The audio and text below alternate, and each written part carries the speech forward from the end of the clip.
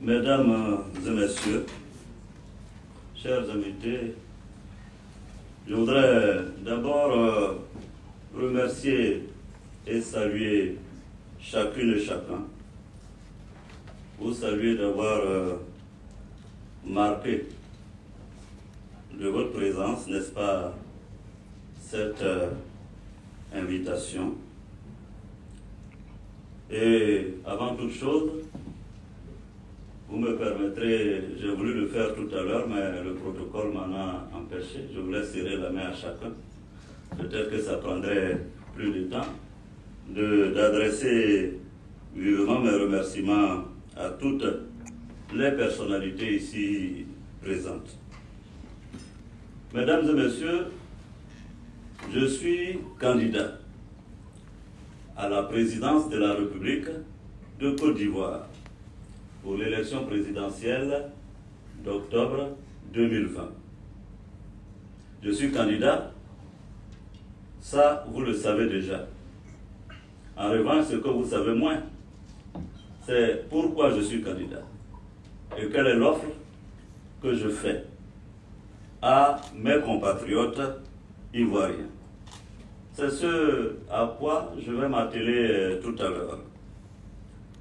Mais avant, je voudrais vous dire que je suis Guillaume Soro, ivoirien, qui depuis plusieurs années s'est engagé dans le combat d'abord à l'université pour la liberté. Parce que fondamentalement, je crois en la démocratie. Je crois à une société ouverte, disponible, libre. Depuis ces années étudiantes, j'ai continué mon combat. Ce en quoi je crois. Je crois fondamentalement que chacun d'entre nous a la possibilité, la capacité de décider d'apporter sa contribution à l'édification de la nation en ce qui concerne la Côte d'Ivoire. Et c'est pourquoi, après les années étudiantes, on m'a connu sur la scène politique avec des positions qui étaient sans ambiguïté. La première, je me suis engagé en 2002 avec d'autres Ivoiriens à dire non à ce que je considérais comme une injustice. Je me suis battu, vous avez pour certains certainement entendu parler, je me suis battu contre l'ivoirité. L'ivoirité qui était une notion pour moi totalement inacceptable, où on catégorisait les citoyens. Cela heurtait mes convictions d'homme politique. Ensuite, j'ai été connu en Côte d'Ivoire pour mon insistance à discuter la paix. J'ai été à plusieurs sommets pour négocier la paix et le retour de la paix dans mon pays. Et c'est cette volonté qui m'a conduit à signer des accords politiques et accords suite auxquels je ferai mon entrée au gouvernement. En ma qualité de membre du gouvernement, j'ai travaillé avec plusieurs États pour essayer de faire en sorte que la Côte d'Ivoire retrouve son positionnement dans le concert des nations. Et je dois dire que la place de Bruxelles a été une place importante pour la Côte d'Ivoire. Quand j'étais Premier ministre, c'est ici justement que je suis venu défendre les intérêts de la Côte d'Ivoire. Mais je n'ai pas fait que défendre les intérêts de la Côte d'Ivoire dans le cadre donc des accords de partenariat avec l'Union européenne. J'ai eu à défendre, n'est-ce pas, les intérêts de la sous-région et surtout, j'ai été partisan et partenaire, n'est-ce pas, d'accords qui pour moi devraient donc être des accords gagnant-gagnant. C'est une notion à laquelle je crois les jeunes générations jeune génération d'hommes politiques en Afrique croit fondamentalement. Alors, je vous l'ai dit tout à l'heure, je suis candidat. Je suis candidat pour l'élection présidentielle d'octobre 2020 en Côte d'Ivoire. Pourquoi le suis-je? Je vous rassure, ce n'est pas une question d'ambition personnelle, c'est plutôt une ambition pour l'ensemble des Ivoiriens. J'ai décidé de me porter candidat parce que je considère, et beaucoup d'Ivoiriens, d'ailleurs une pétition a été signée en Côte d'Ivoire de 800 000 personnes réclamant cette candidature. J'aurais été, à mon avis, lâche de ne pas répondre favorablement. J'ai décidé de l'être au nom de ma volonté et de la volonté de mes compatriotes de faire autrement la politique. Nous voulons incarner un nouveau leadership en Afrique. Nous voulons rompre avec certaines pratiques que nous jugeons dommageables pour notre pays et pour le continent. Cette candidature que je souhaite que vous portiez à la fin donc, de mes propos tout à l'heure veut insister sur des rapports responsables, sur le respect entre les peuples et les nations.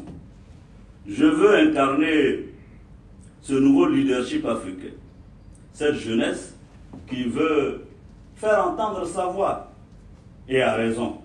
En Côte d'Ivoire, 70% de la population est jeune. Et ce serait totalement inacceptable que je me débine à assumer la responsabilité de la génération. Et cette aventure électorale présidentielle, nous allons la faire avec le mouvement Générations et Peuples Solidaires, en abrégé correctement. Et en Côte d'Ivoire, justement, nous voulons qu'avec le GPS, la Côte d'Ivoire et l'Afrique, partant, initient, engagent, imposent cette nouvelle façon de faire la politique. Mesdames et messieurs, en Côte d'Ivoire, la priorité pour moi sera de faire la réconciliation nationale entre toutes les filles et tous les fils du pays. La Côte d'Ivoire a connu une guerre qui a détruit, déchiré le tissu et la cohésion qui étaient de mise depuis Félix Houphouët-Boigny. Et nous allons prioritairement nous consacrer à la réconciliation nationale. C'est dans ce cadre d'ailleurs, je reviens de La Haye, où j'ai rencontré un compagnon, M. Blé Charles, pour parler de la Côte d'Ivoire et du rôle qu'il devra jouer dans le processus de réconciliation en Côte d'Ivoire. Naturellement, cette réconciliation obéira à tout un processus totalement maîtrisé. Vérité, repentance, réconciliation. Un pays comme l'Afrique du Sud a, avec succès, essayé cette méthode. Au Rwanda, où il y a eu un génocide, ça a été plutôt une justice transitionnelle. Et la Côte d'Ivoire devra, entre toutes ces propositions, trouver sa voie. Et c'est ce à quoi je vais m'atteler avec l'ensemble des femmes et des hommes de Côte d'Ivoire. Notre voie pour consolider le tissu social, pour consolider la nation. Et le GPS, justement, Générations et Peuples Solidaires, contribuera fortement à la construction de la nécessaire nation en Côte d'Ivoire. Ensuite, mesdames et messieurs, l'un des axes prioritaires de mon action, si demain j'étais élu, et j'ai foi que je le serai, président de la Côte d'Ivoire, sera d'apporter la paix et la sécurité à tous. Sécurité physique, des biens et des personnes, mais aussi et surtout la sécurité psychologique. Il y a des hommes d'affaires qui sont là. Je sais bien que l'une de leurs préoccupations, c'est la question de la sécurité. pour faire des affaires, pour qu'elles prospèrent, il faut la paix et la sécurité. Et nous allons consacrer notre énergie à ramener l'état de droit et la sécurité en Côte d'Ivoire. D'ailleurs, j'évoquais tout à l'heure avec une journaliste la question du djihadisme dans la sous-région ouest-africaine. Et nous allons, avec la politique et avec la réforme de nos forces de défense et de sécurité, protéger les Ivoiriens contre le terrorisme. Et nous en avons les capacités. Ensuite, il s'agira pour nous, au-delà des autres axes, notamment la question de l'éducation, parce que pour nous, notre programme, ce sera éducation, éducation et éducation. Parce qu'un pays ne peut se développer durablement, sans temps, si elle assure le bord de la route des déchets, des personnes qui n'ont pas eu accès légal, possibilité, opportunité d'avoir accès à l'éducation. Aujourd'hui, l'Europe est confrontée à ce qu'on a appelé l'immigration, forte immigration. Le vrai problème, c'est que si nous, Africains, je dis bien nous, Africains, nous avions réussi, par des politiques dynamiques, économiques, à créer un environnement agréable, paisible, enviable, de vie chez nous, notre jeunesse ne serait pas en train de mourir dans la mer. Vous savez, pour que quelqu'un accepte de prendre autant de risques et de finir avec seule finalité d'être dévoré par des requins, il faut que le désespoir ait été grand.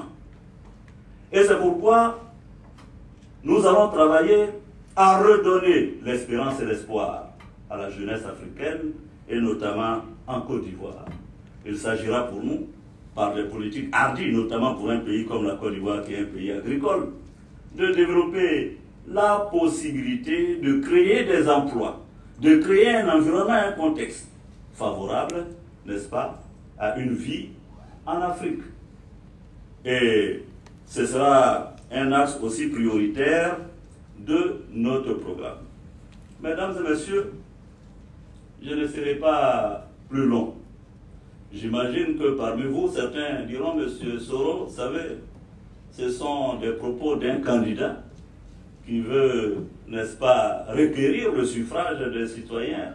Et généralement en Afrique, vous savez, avec la démocratie que nous connaissons, c'est que quelquefois, ce sont les opportunistes, les grands menteurs, qui ont malheureusement la faveur de l'électorat, parce qu'ils vous promettent monts et merveilles.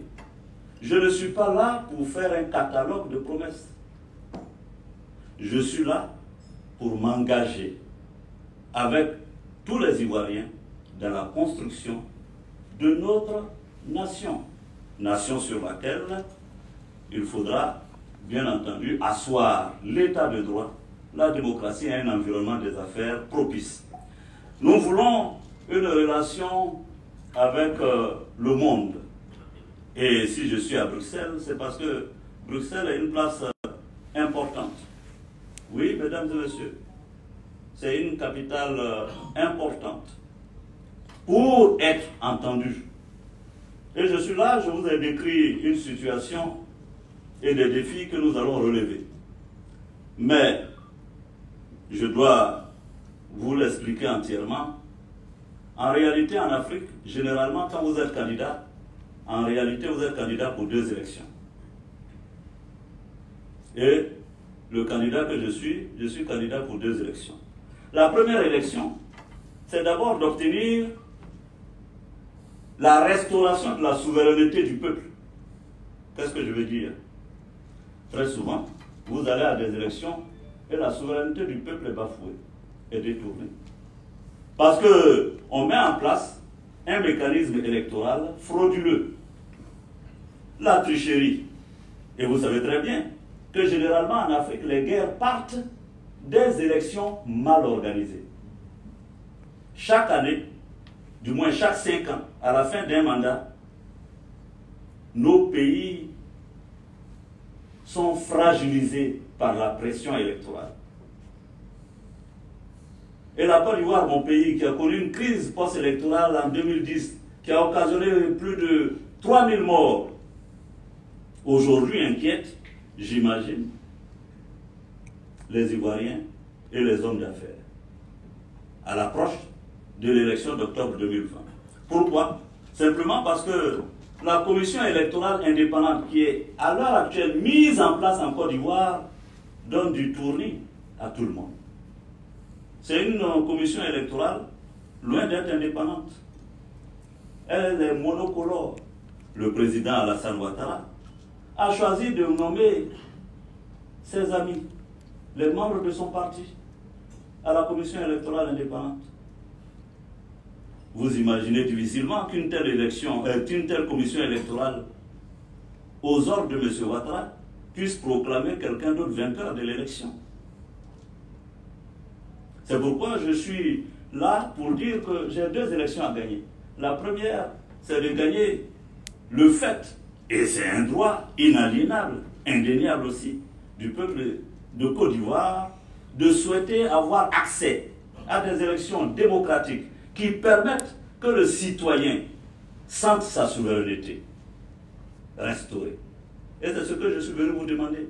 Cette commission électorale en Côte d'Ivoire, si elle n'est pas changée et répondre aux normes internationales pour organiser des élections, va brûler la Côte d'Ivoire.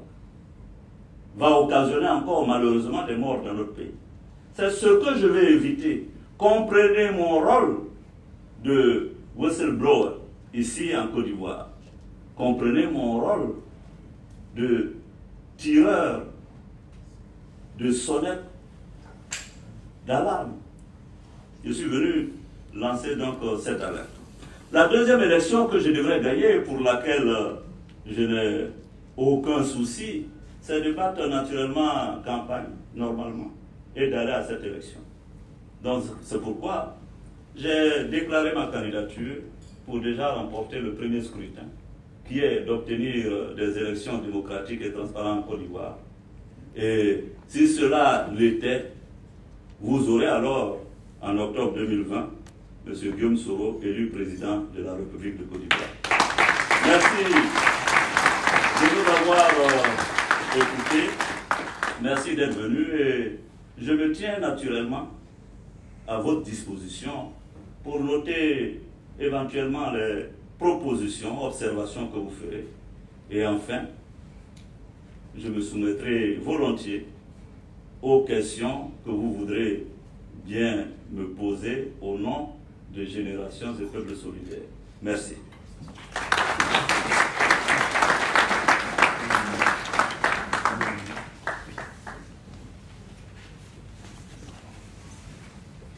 Je peux saluer les autres ou bien?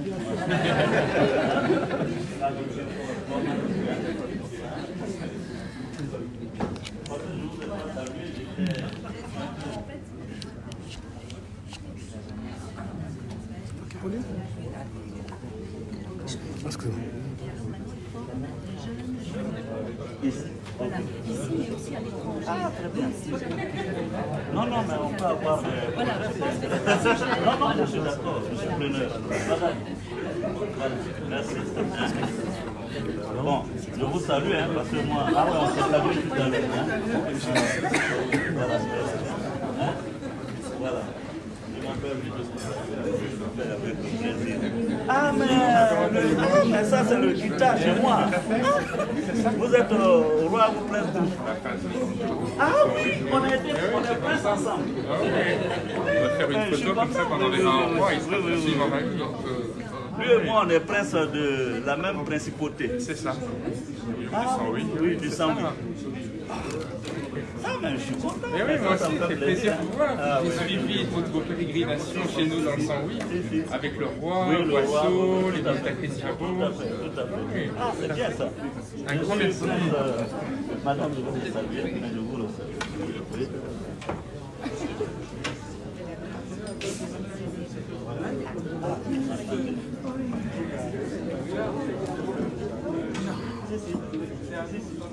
Je serai là-bas. D'accord, là, je vais parler de l'éducation. C'est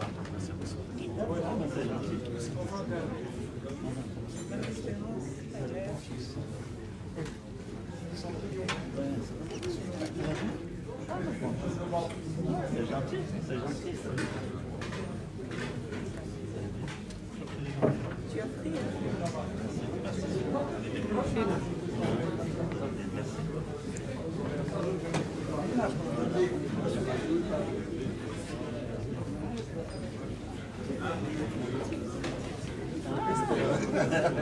Ah, mais c'est bizarre, je suis content. Ça va?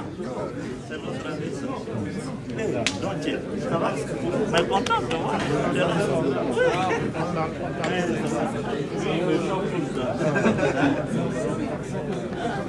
Ça va? Ok, ça donne des idées. Ça va? On m'a dit, on va échanger. Je viens par amitié.